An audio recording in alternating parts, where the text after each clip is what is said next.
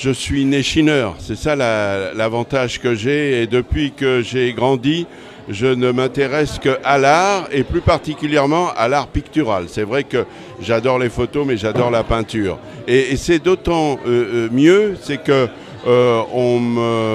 on m'a bien aidé puisque j'ai même tourné, j'ai fait l'acteur. Je suis un homme de télévision, je commande du sport, mais je suis un passionné d'art. Et c'est vrai qu'on a voulu me faire plaisir. J'ai fait l'acteur dans un film de la Ballade de Beethoven où je joue un peintre impressionniste et je travaille au couteau comme Rembrandt. Et c'est vrai que Chmarov travaille aussi au couteau. Alors évidemment, on se rapproche de Renoir, de Monet, tous ces artistes peintres qui ont cette magie dans les mains de pouvoir transformer les harmonies. Et ça, c'est un bonheur intégral. Alors de voir cette exposition ici, au pied de la Tour Eiffel, illuminée comme jamais, on est illuminé aussi par tous les tableaux de Chmarov, parce que c'est de la grande peinture, c'est de la délicatesse, c'est du savoir, c'est le cœur qui parle. Et quand on voit ça, ça me rappelle plein de souvenirs parce que j'adore tous les grands peintres de l'histoire. Et c'est vrai que les impressionnistes comme Monet que j'ai cité nous rappellent Chmarov.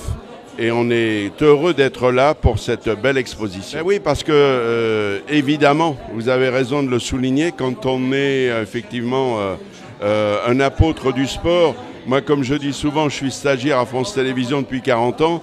J'ai fait beaucoup de compétitions, que ce soit les Jeux Olympiques ou des championnats du monde de sport. Il y a toujours l'élégance. Et les photographes savent mettre en valeur la performance sportive. Il n'y a pas que le compétiteur, mais il y a l'esthétisme.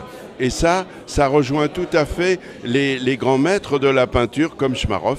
Et c'est la raison pour laquelle je suis très heureux d'être là. Là, c'est pas possible. D'abord, il faudrait avoir une grande bibliothèque.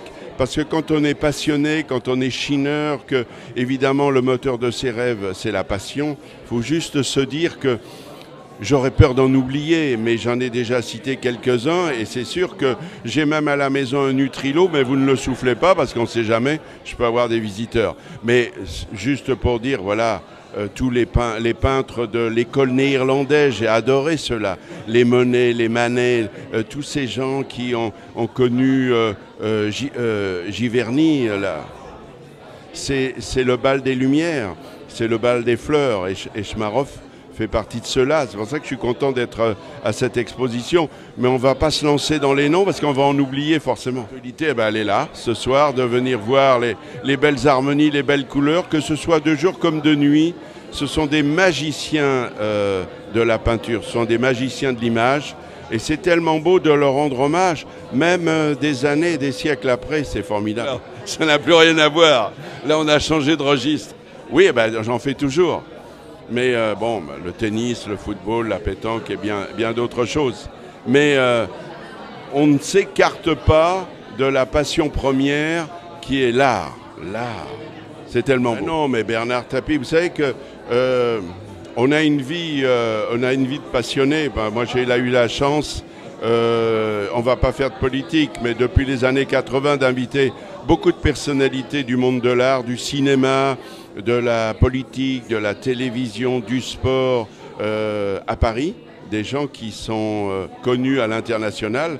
Et c'est toujours intéressant de pouvoir rendre hommage à ces personnalités qui finalement sont un peu nos guides, sont un petit peu nos moteurs. Ce sont eux qui nous font apprendre, aimer.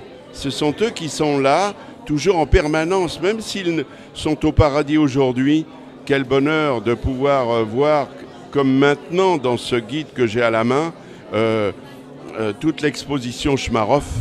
C'est un bonheur intégral de venir voir ces artistes-là qui, quoi qu'il arrive, resteront pour l'éternité.